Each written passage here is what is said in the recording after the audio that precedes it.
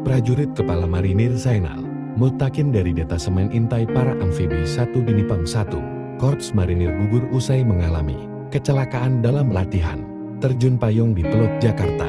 Latihan itu merupakan bagian dari kegiatan Presidential Inspection untuk menyambut HUT ke-80 TNI pada Kamis 2 Oktober 2025. Menurut keterangan Kadis Penal Laksamana Pertama TNI Tunggul, Praka Zainal sempat mengalami kendala di udara saat proses pembukaan parasut dalam misi Ruberduk Operations Teknik Penerjunan dari Udara ke Laut menggunakan perahu karet.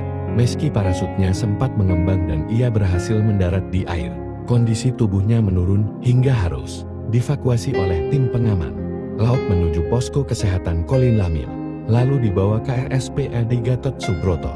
Selama 2 hari, tim medis berupaya keras menyelamatkan nyawanya.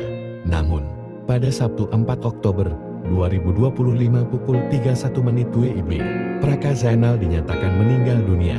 TNI AL menyebut seluruh prosedur medis telah dijalankan dan mengusulkan kenaikan pangkat luar biasa sebagai bentuk penghormatan atas pengabdian almarhum. Jenazah Zainal dimakamkan secara militer di kampung halamannya di Desa Sembung Harjo, Kecamatan Pulau Kolong, Kabupaten Grobogan, Jawa Tengah. Upacara pemakaman dihadiri jajaran perwira TNI AL, personel marinir, serta masyarakat setempat. Praka Zainal dikenal sebagai sosok prajurit berdedikasi tinggi dan berprestasi. Ia meninggalkan seorang istri bernama Siti Mardia yang sedang mengandung 7 bulan.